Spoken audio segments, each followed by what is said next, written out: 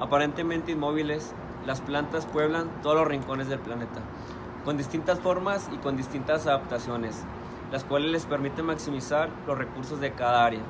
Todo esto con el afán de sobrevivir.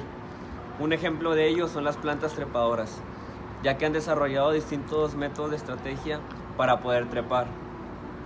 Charles Darwin fue el primero en describir las distintas estrategias de estas plantas, haciéndose distintas preguntas. Una de ellas fue: ¿cómo y para qué ha tenido lugar este tipo de adaptaciones?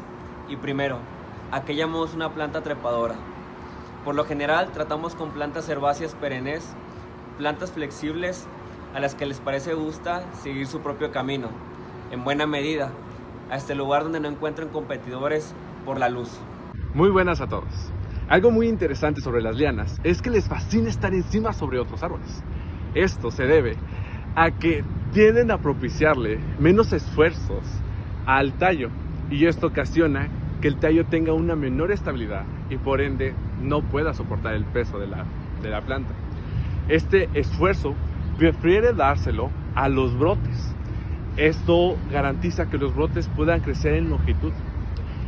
Esto ocasiona que cuando, la liana está sobre una rama, pueda seguir creciendo hacia arriba hasta llegar al dosel y pueda volver a bajar para, tomar el suelo y echar raíces, ocasionando un geotropismo positivo, para después volver a subir, pero ya con otra planta, ya otro árbol. Las lianas no parasitan, pero que se encuentran en muchísimos árboles. La capacidad para ser una planta trepadora ha sido un fenómeno evolutivo que ha aparecido distintas veces y en distintos linajes. Por eso podemos encontrar que existió la capacidad de trepar en pteridospermas fósiles y actualmente licofitas, monilofitas y angiospermas, tanto dicotiledóneas como monocotiledóneas. Actualmente podemos ver plantas trepadoras en cualquiera de los grupos, hasta incluso desde cactáceas, pasifloras, entre otros. En el caso de las dicotiledóneas nos encontramos con un ejemplo perfecto. Este es el género Ficus.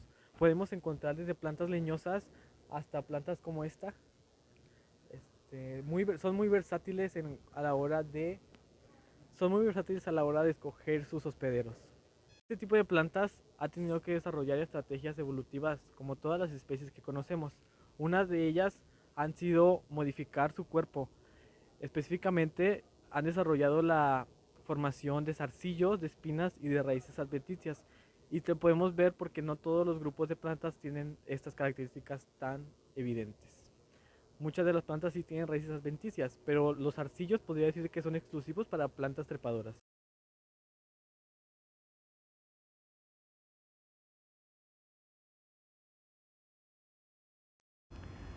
La gran variedad de plantas trepadoras que existen pueden clasificarse según distintos sistemas que se han propuesto a lo largo de la historia, dependiendo del autor.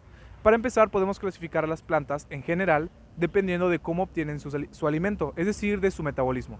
Por ejemplo, las plantas alótrofas son un pequeño porcentaje de plantas, pero ellas obtienen su alimento o sus nutrientes a partir de otros seres vivos. Podría decirse que son heterótrofas, como nosotros los animales o los hongos u otros seres vivos. Por otro lado, el gran grueso de las plantas que existen actualmente son autótrofas, que quiere decir que obtienen su alimento a partir de la luz por fotosíntesis.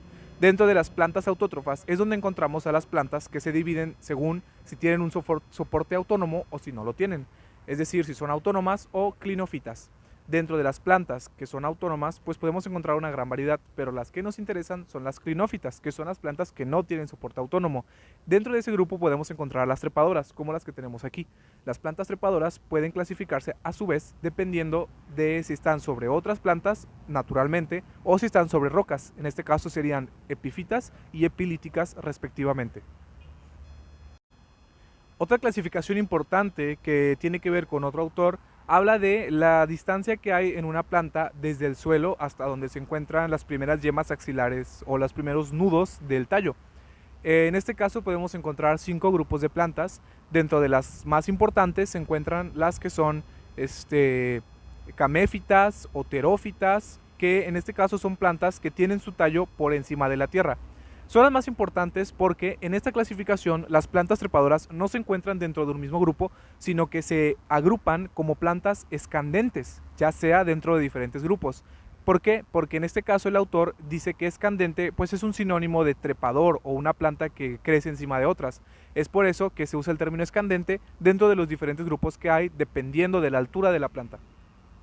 El nitrógeno es algo muy importante para esta planta, ya que se encuentra fuertemente en sus hojas.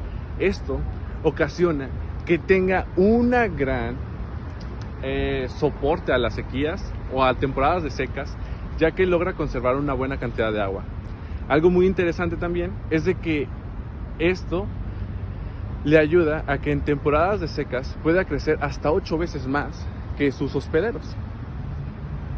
Algo también muy interesante acerca de las lianas es que los niveles de luz en el entorno pueden modificar el cuerpo, ya que estas, en vez de crecer erectamente, crecen de manera, ¿cómo se pudiese decir?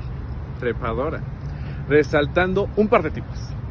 Las que se van enrollando en una forma de espiral, estas tienden a ser en bosques maduros, con troncos de diámetro grande.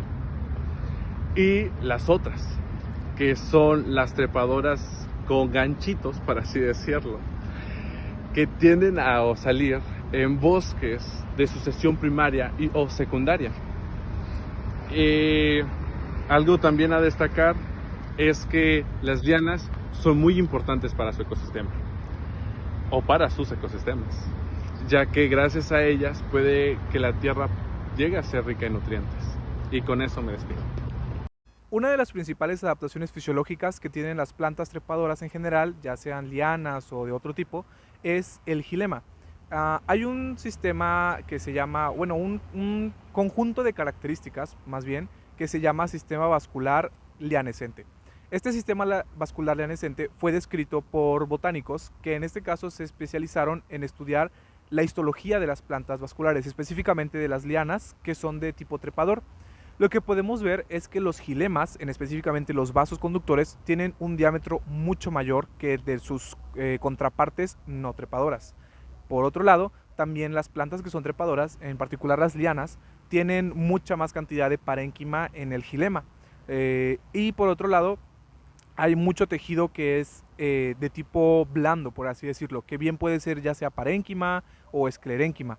Estas adaptaciones se ha descrito que son mejores para las plantas, en primer lugar, para una mayor conducción de agua, ya que al tener unos vasos en el xilema de mayor diámetro, pueden conducir mucha más agua, lo que hace que le den una prioridad a la conducción de agua sobre el soporte del tallo. Vamos a ver también que hay adaptaciones que son de tipo biomecánico, y en este caso las plantas han desarrollado estructuras que les dan rigidez, pero no una tan dura como la que tiene un tronco. En este caso un tronco es muy rígido y es muy difícil que se mueva porque tiene, por ejemplo, desarrollo de tejido secundario.